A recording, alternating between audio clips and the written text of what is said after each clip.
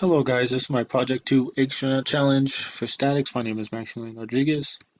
So the objective for Project 2 is to use the knowledge of trusses and new learned knowledge of dynamics to build a Mars lander prototype that will protect an astronaut from failure as it experiences the forces of impact.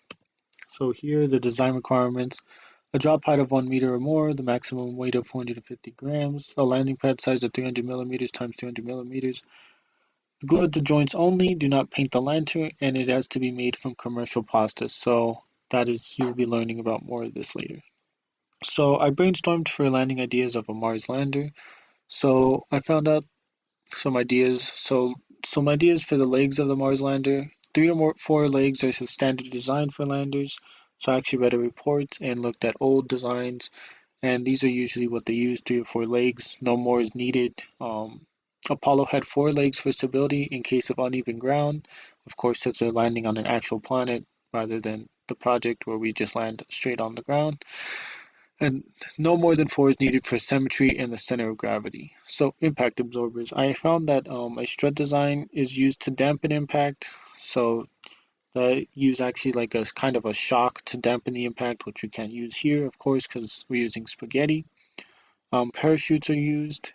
Honeycomb crushable absorbers, so those would be crushed on the bottom of the feet rather than the legs absorbing a lot of impact. Those would kind of reduce it by being crushed, but they're not reusable. And litho braking, so you can see on the picture on the bottom right, it's a use of air packs to reduce the impact when landing. So that's kind of like if it was to bounce and stuff, nothing would be hurt inside the airbags. So brainstorming sketch one. So you can see here, this is my first sketch. You can see the main frame, the main body, the leg design, and the full body from one side. So the pros of this design I made, it has 6 legs for overstability. This can be used as a pro or con because you don't really need 6 legs, but I was just one of my designs I came up with. It has lots of support around the leg in case of bouncing. So if this was to bounce, there's something on the top, on the side, so the egg wouldn't foul out or anything. Multiple impact forces distributed to the multiple places, so of course 6 legs will be able to distribute the forces a little better than the 4 legs or 3. The egg is in the center of the gravity, and there is a 3-bar leg support. So you can see there for the leg design, there's 3 legs. It's kind of hard to see, but there's 3 legs rather than like say 1, which would be weaker. The cons, there's not really a need for 6 legs. Like I said, there's no parachute for this, so it would just be straight falling. The legs are structured where the impact might be only distributed to mostly 2 members, so it's like a triangle design for the legs, and the last one might be a zero force member in this design.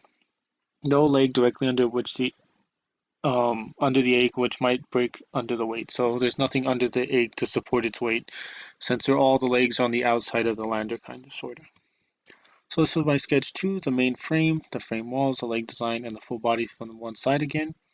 So the pros of this, it has 4 legs instead of 3 to absorb impact and for, again, uneven surfaces. Symmetry for easy design, so you could cut this in half and it would be still the same on each side. It's a tall, lighter structure, and it has legs for support structure, and the egg is far from the edge in case of bouncing. So again, there's structure all around the egg. In case this was to bounce, the egg wouldn't be taking the impact, the lander would still be taking it. One of the cons, the legs may be weak at the thinnest part, so you can see there in leg design, it has like a triangle truss system, but then it has a leg coming straight down, and that might be um, be destroyed in the landing due to how it's structured, and there's no support connecting it directly to the lander rather than just the top part of it. Um, there's no parachute again in this one, and the dampeners are impossible with spaghetti, so the legs don't have the extra support. So, I mean, you could use something like this in the real world maybe, but there's no dampeners with spaghetti. This is my last sketch, so you can see the main frame, the frame walls, the leg design, and the full body from the one side. So it has 3 legs instead of 4 because we're landing on a flat surface, so I felt they didn't really need 4 legs like the other designs. The egg in the center with surrounding support. So you can see there the egg is surrounded by support, and the legs actually do kind of support the egg weight compared to the other designs. It's compact, it's a little smaller than the other ones compared to height and width. and there's force on all three parts of the legs compared to one. So it would be like an even triangle where the force distributed through all three of those legs rather than having a zero force leg. And there's actually a parachute in this design. Um, it doesn't have four legs, so if it landed on an uneven surface, like on an actual planet, it might not be able to stabilize as well. The egg holder isn't very well supported, so it's kind of hard to see in the sketch, but if I was to build a prototype, it would not be very supportive of the egg. If bouncing occurs, the egg doesn't have any of the protection on the top, and there's no big support um, like around it, rather than just the triangle truss systems I made.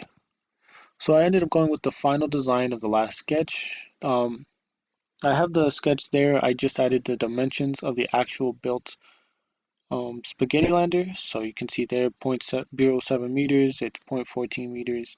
So it's going to fit inside the lander area. So the key features, the spaghetti used, I used penny and fettuccine, the main triangle truss system for the three legs, glue at the joints, a parachute with three strings attached to the top of the trusses, force distributed to the three legs like I explained, bigger commercial spaghetti at the most force affected parts, so I use the bigger spaghetti on the legs. Triangle base structure all around, so it's kind of all based off of triangles.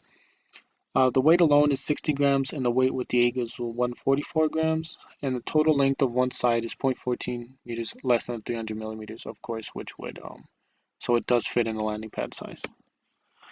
So here's some professional photos. The first one would be like as if it was falling, the parachutes out. The second one's just the picture of it sitting there. You can see all the truss systems, and then the last one is with the egg sitting there. Okay, so I calculated the velocity of the lander. So I used dynamics. So my first velocity calculation, so you can see final velocity, initial velocity, acceleration, and displacement. So you plug that into a dynamics equation. So velocity would be equal to the square root of the final velocity of the initial velocity plus 2 times the acceleration times displacement.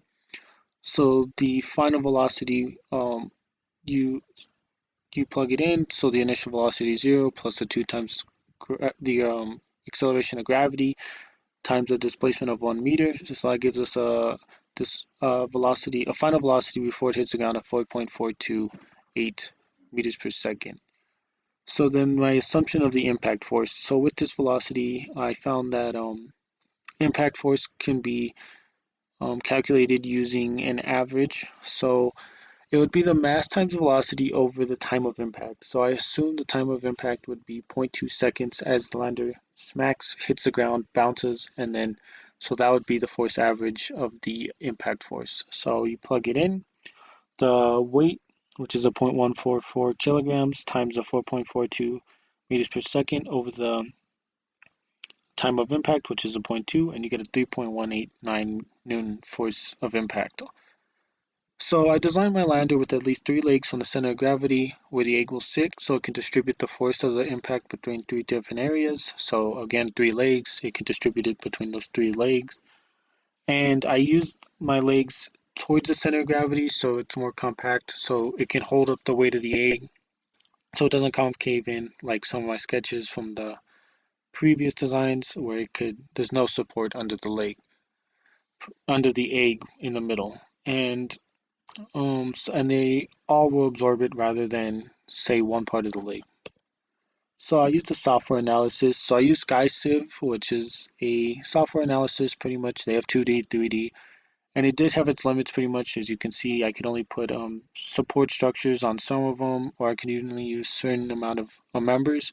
But I did use it to kind of play around with where the force would be, um, or how the members would react. So you can see here, I can only put, that's why one of them is a zero member because I can only put certain supports for each thing. But it did give me that the legs would equal 0.002 kilonewtons in compression. So that was kind of an idea of what they would experience. So I did my analytical calculations. So here you can see the method of joints. So I made a table with the lengths, the nodes, everything. So the length of the members in the XYZ direction from the center point.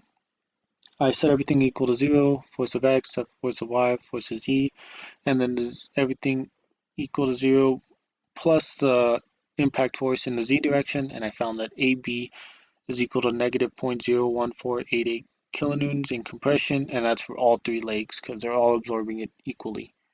And then joint B, so the triangle truss system on the top, so I set everything equal to 0 again, added some of the from A to B, A to C, and found that, and did that for one joint B and D, and found that from B to D it's 0.01275 kilonewtons in compression, and then B to C is negative 0.0835 kilonewtons in tension, and then 0.0935 kilonewtons in compression. So my performance intro. So I did the performance needs, so the weight is under the 450 grams, the landing area is again there, I taped it out. It meets the design requirements of the glue at the joints only, no painting, the weight and everything, and the drop, I used a drop height of 1 meter and 1.2 meters. So this is my first drop, I dropped it for 1 meter, so you can see the performance of 1 meter over 144 grams, which is 0.06944 performance. I passed because you can see here in the pictures, the egg did survive, and I did drop it from the 1 meter. You can see on the picture on the left. There's videos at the end. The drop height of 1 meter, the weight, and it did exceed the design requirements by surviving the fall and none of the truss systems failing and the egg undamaged. So you can see there it landed on its side, but the egg was not damaged. So then I dropped it from a second drop of 1.2 meters. The performance was 1.2 meter over 144 grams, which is equal to a 0.0833 performance. It was a partial, not a complete pass, because I dropped it from the 1.2 meter inside the lander pad, and the extra knot did not survive, as you can see on the picture on the right. So I did add the height, you can see on the picture on the left, and the drop height was a 1.2 meters. So the lander did meet the design requirements at 1.2 meters, but the egg did fail. So you can see there in the pictures on the right how it's cracked. That's because the truss system failed and the egg slipped out as it hit the ground on its side. So here's some videos. You can see here I dropped it from the 1 meter and it survived. It did land on its side like in the pictures. I was inspecting it, and then you can see here from the 1.2 meters, and it does fail. You can see at the end the streak of the egg yolk. So there's the lander videos. And then my conclusion. So in conclusion, the objectives were achieved and the lessons were learned throughout this project. So I experienced the process of prototyping, sketching, and conducting tests from the spaghetti Lars Mander. So how it would be in the real world. I know you can't use full real life tests, so you minimize it. You do the test on these, and then you can see how stuff would react. So I need to work on my math with the space trusses because I struggle to find the force in the trusses and may have made mistakes. So I may have made mistakes within the truss system and the analytical calculation, but I did my best. My calculations were off compared to the simulation, but this may be due to the different strengths used in the simulation. I would redesign my lander with more legs rather than three because of how it fell on its side and ended up cracking. And it did fail under the impact load, so I might have used more stronger spaghetti rather than the spaghetti I used due to its cracking. And the additional of another leg may reduce the impact on the other three, allow the lander to, instead of bounce on its side, land and maybe stabilized standing straight up if the legs were maybe distributed from a little more from the center rather than in the center and having it fall inside. But this is all assumption. But overall, I feel my lander achieved the lander design requirement because it did survive the first fall, and I felt if I was to redo it and make it a little stronger, it could survive from higher strengths, from higher heights. But that's my project 2. Thank you very much.